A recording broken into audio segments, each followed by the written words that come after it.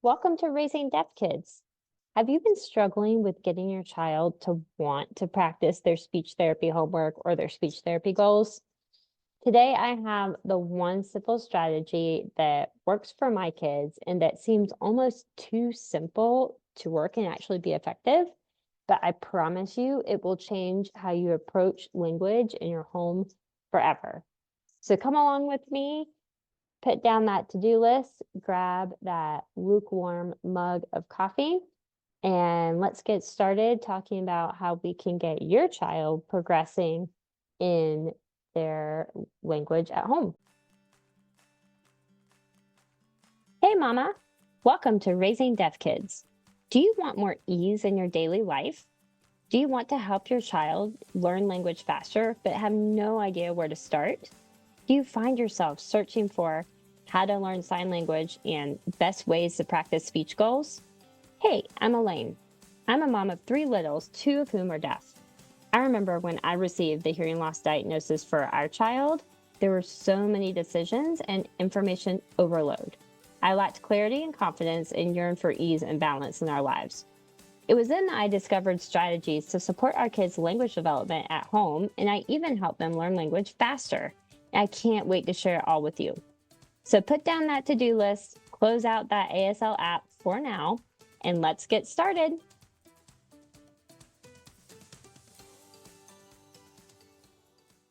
Have you been listening to my podcast and thinking, I could do that? Well, friend, you are right. You totally can do this. My podcast coach, Stephanie Gass, is hosting a special live 5-day podcast challenge. And you heard that right. Yes, I have a coach. I am not doing this on my own. I have someone who has been helping me through the steps to not only create an effective podcast, so that's what you guys want to listen to, and also get it found without having to use social media. So because of Stephanie's programs, I've been able to quickly, like within a month, quickly start and grow a podcast that helps parents all over the world, which is kind of crazy. And it is so fun for me to do this every week. And it's also 100% doable with little kids at home at your feet. And I wanted to invite Steph on here today, just briefly, to share about her 5-day free boot camp and how you can sign up today. And after her promo, I will put the link to sign up into the bio. What's up, new friend? I'm Steph Gass. I know you just heard a little bit about me, but I wanted to personally come on and invite you to the Profitable Podcast Bootcamp.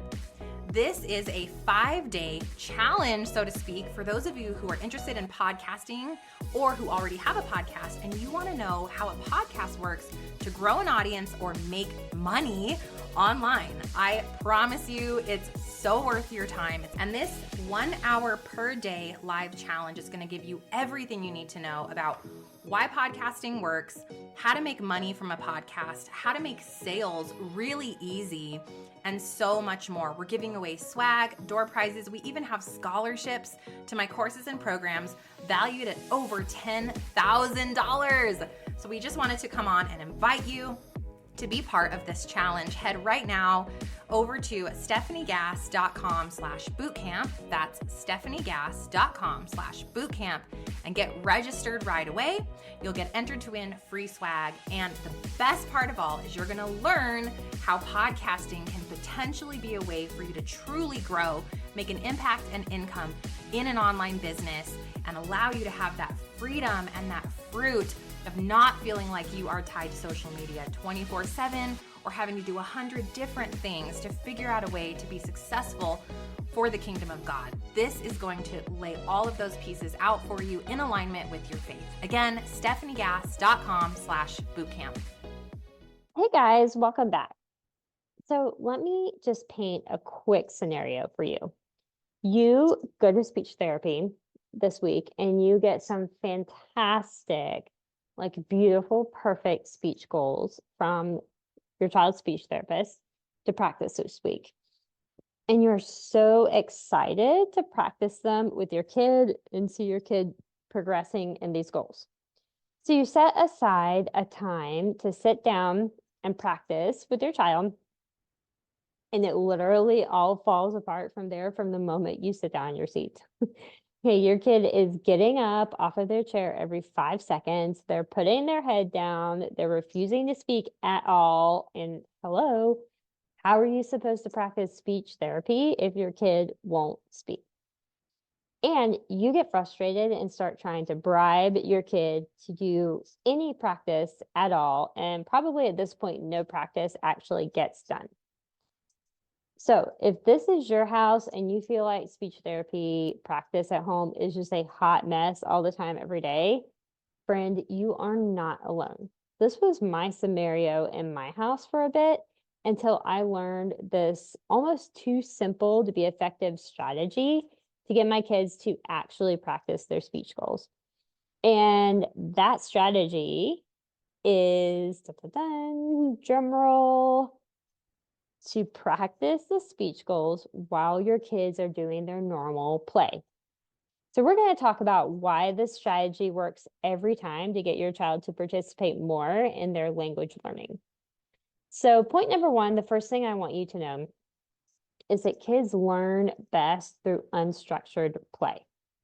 So kids can absorb a lot of information, and especially language, better while they're doing something fun along with it. Why does this work? Because it captivates their attention. The thing that, you're doing, the play that they're doing captivates their attention. Okay, and I want you to think about for a second, how do you learn stuff?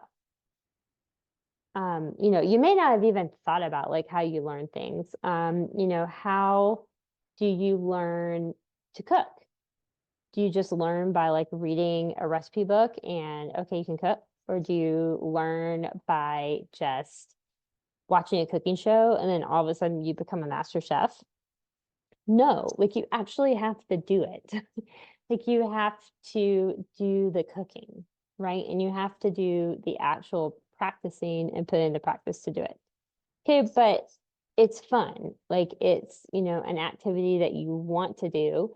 And, while you're honing your cooking skills, you're getting to put together all this great food, taste test your food, you're getting all of your senses involved in cooking and tasting and smelling the sauces, smelling the herbs, seeing everything come together. All of your senses are involved in this, which makes the learning process even more rich for you. And so that's what we want to do with our kids, right? So if your kids are just sitting learning words and it's not through some type of play, they don't really have a meaning to why they're doing it. And they get bored really easily, right? Because you're only engaging one of their senses. So what we know about kids and how they develop, especially kids in the like newborn to 5 age range, is that they learn so much through sensory input, just like normal everyday input, right? They learn so much by like feeling sand on their hands or on their toes, or walking barefoot in the grass. This is why kids are always like running outside barefoot, no matter if it's like freezing cold or like raining and muddy. In fact, the muddier the better, right? Because they want that multiple sensory input. Okay, so when you are engaging in language through play, you're engaging multiple of their senses and they're learning the language from all different angles. Okay, versus, if they're getting bored because they're only getting language input with like one sense, then they shut off, right? And that's what we don't want to happen. And that's what's happening at your table right now, right? You're seeing them down like, okay, let's practice this, even if it's like 5 minutes, and they're immediately shutting off. This is boring. I don't want to do it. And that's the opposite of what we want. We want our kids open to language learning so that they can absorb all of it. And when they're open, you will be amazed at how fast that they will absorb it. Okay, so the first point is to engage that language learning, practice those language goals while your kids are involved in, their regular playtime. Like work those words, work those sentences into whatever they're playing or like however they're playing. So the second thing that we need to know about language and language learning is that language is living and always evolving. Okay, and language changes based on the scenario that you're in. So think about all the different scenarios you are in every day and think about how your language changes depending on what scenario you're in, right? Sometimes you're in a more formal scenario, you're talking to somebody you don't know, and you're using more formal language, formal vocabulary, like maybe polite language, versus if you're talking with like a friend, or a family member, you're using more relaxed language. You're probably using some more like slang words that you probably wouldn't use in the formal way, right? And so you are, engaging in language in different scenarios all day long. So by working on your kids' language skills while they're doing playtime, that gives your child multiple opportunities to practice the language in different scenarios. Okay. For example, one way that we really like to practice language with our kids is through like imaginative play. And my kids love imagining and play pretending like everything. Right. So we have like a play grocery store.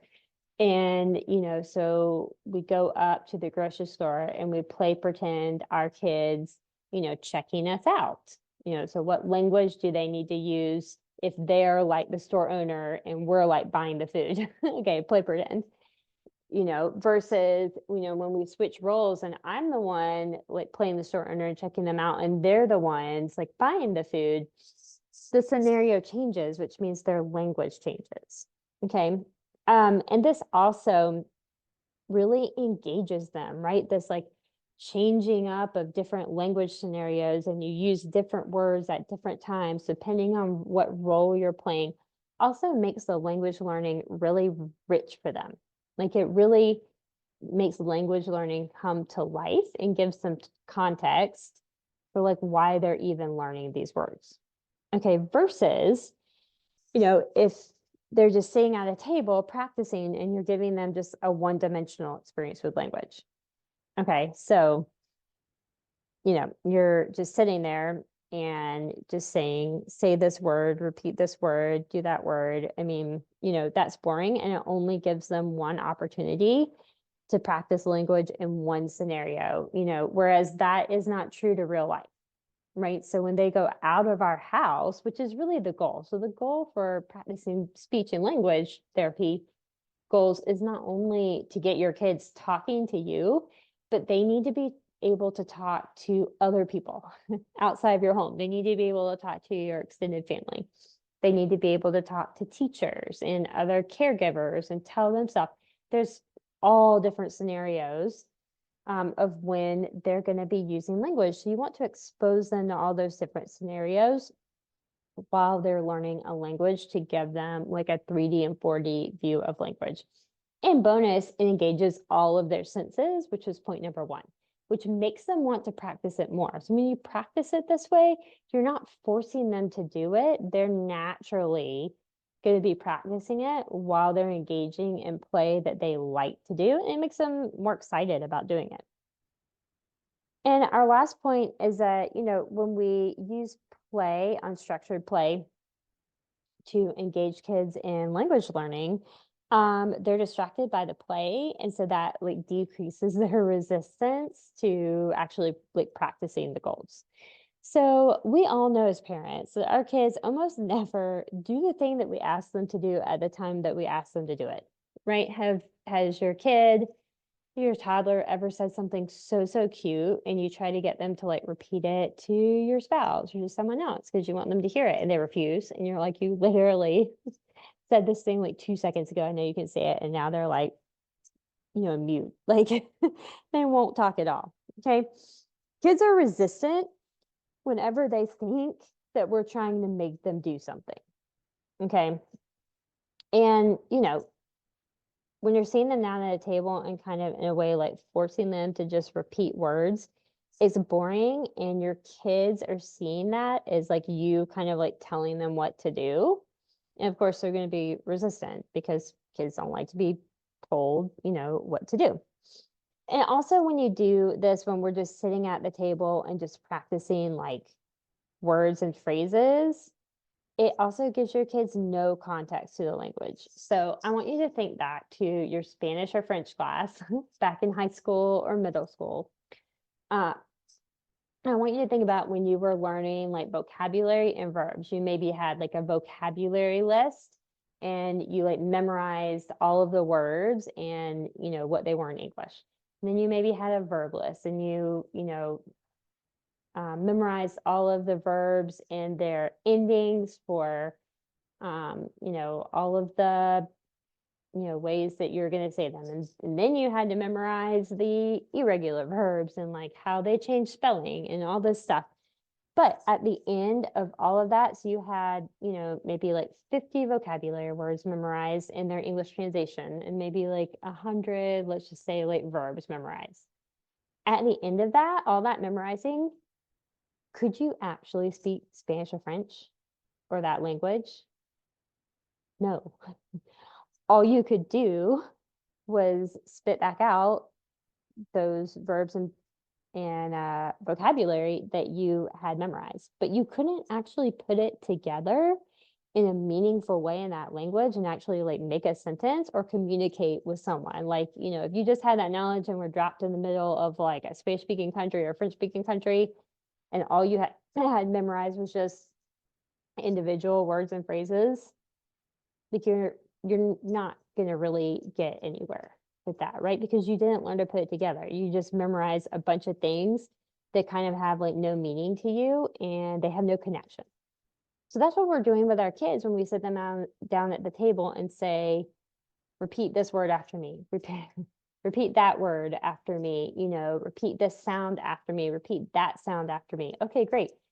So perfect. At the end of it, they can repeat the sounds, they can repeat the phrases, they still can't talk. Okay, that's not actually giving them language. Okay, because the language is the connection of all of these words and phrases and sounds together to make a meaningful sentence in that language.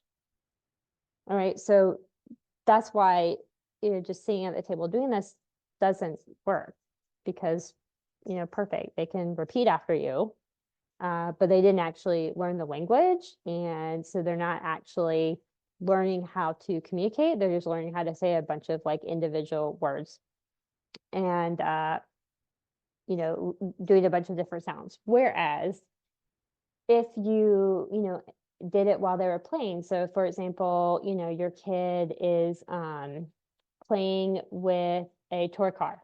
My boys love like vehicles and like toy cars, so they're sitting there playing with a toy car. Sit down next to them and say, oh, the car goes vroom, vroom, vroom. The car goes vroom. Okay, or whatever your like speech goal is for that day. And so they're learning how to make the sound vroom, and they're also learning the vocabulary of like car and maybe go. That's a popular one. 1, 2, 3, go, and like let the car go. Okay, so not only are they like learning the actual word and phrase, but they're also learning how to put it together in a meaningful sentence for communication. Okay, so we want to take that extra step with kids. So if your kids aren't progressing in their speech goals, it's probably because you're just taking that 1D first step of like, okay, repeat and memorize. You're not going to the next step that they need, which is actually learning how to put it all together in like a meaningful way. Okay. So yeah, basically, kids need a chance to use the language in context, and they're more willing to pair the language practice with something that they're also enjoying. Okay, and we want them to be willing. We don't want them to be resistant. Okay, and it also doesn't work if we sit there and force them or bribe them. That's not really getting anywhere fast. Believe me, I've tried to do it. Okay, that just actually makes them more resistant. Okay, but if you work it into their play time, they're more willing to do it. And then when kids are willing, they are so open to language, and you'll be so impressed by just doing this one simple strategy about how much faster your kid is going to progress in language. And that's really what we want, right? We want our kids to progress as fast as they can and learn language as fast and as accurately as they can do it.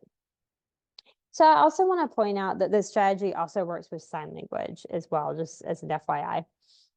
And in order to get our kids to actually want to learn language, we have to give them a reason and a context to why they're using it, or they don't see the point in learning the language and learning the communication. And we have to make it exciting and fun to communicate together and, show them that language is living and evolving and it changes in multiple scenarios. And we need to get, all of their senses involved in the language learning. So this strategy of involving the language learning puts you together as playmates with your kid, and you're having fun together instead of pitting you, against each other, and there's like resistance because you're wanting them to practice and they don't want to practice. So if you're having trouble figuring out how to make language learning fit into your schedule at home, then come talk to us about it in the Raising Deaf Kids Facebook community at facebook.com/group/Raising Deaf Kids. And that will be in the show notes as well. Because I truly do believe that parents are the best support of each other when it comes to raising kids with hearing loss. And inside of our group, you can find all the help that you need to make language learning more effective and fun. Come ask your question. We would love to help you and give you pointers. We've all been in your shoes at one time or another, or some of us are in your shoes now, and we would like to help you feel better and move forward in language learning with your child. So I hope this episode, gave you some great tips that you can take today and, start progressing in language learning even by the end of this week, depending on when you're listening to it. And as parents, we want the absolute best for our kids, and unfortunately, kids, and especially kids with hearing loss, don't come with a handbook. Well, I want you to know that simply by being here and listening to this podcast, you're doing a great job as a parent because you are learning and trying to find better ways to help your kid. And I am so proud of your efforts, and I'm so glad that you're here. And I'll see you on the next episode on Thursday, where I chat for the second time with Melanie Duvall from Goodnight Baby, Montana. And we're talking all about sleep in your deaf or hard of hearing baby or toddler. So if you're having trouble getting your child to sleep through the night, you're an exhausted, cranky parent because of it, you're having trouble getting them to sleep in their own room, or you are unsure about if your deaf or hard of hearing child needs any extra sleep support than like a typically hearing child, then you definitely don't want to miss this chat on Thursday with Melanie Duvall. Now, I will see you on Thursday. Hey, Mama. I hope you enjoyed today's episode. If so, would you take 30 seconds and subscribe to this podcast? I never want you to miss an episode and to be without valuable information to help you and your family. Also, please leave a quick written review for the show on Apple Podcasts. It lights me up to know this podcast is helping you. Now go check off the rest of your to-dos so you can love on your family today. And I'll meet you here every Tuesday and Thursday for podcast episodes to support your whole family in language learning. Ciao, Mama.